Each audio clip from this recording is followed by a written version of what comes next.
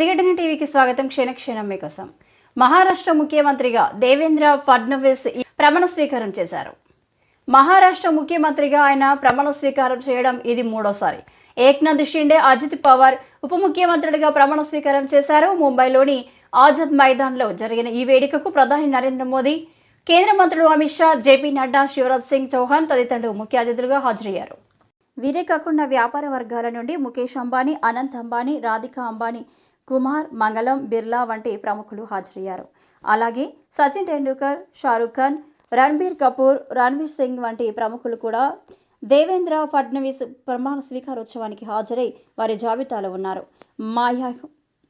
మహాయుతి కూటమి నేతల్లో కీలక నేత అయిన ఏక్నాథ్ షిండే మహారాష్ట్ర ముఖ్యమంత్రి ప్రమాణ స్వీకారం రోజున కూడా చివరి వరకు సస్పెన్స్ పెట్టారు. అదేంటంటే షిండే మహారాష్ట్ర డిప్యూటీ సీఎంగా ప్రమాణ స్వీకారం చేస్తారా లేదా అనే విషయంలో స్పష్టత కోరబడింది. ఆయన పదవుల పంపకాల విషయంలో కొంత అసంతృప్తితో ఉండడమే అందుకు కారణంగా వార్తలొచ్చాయి.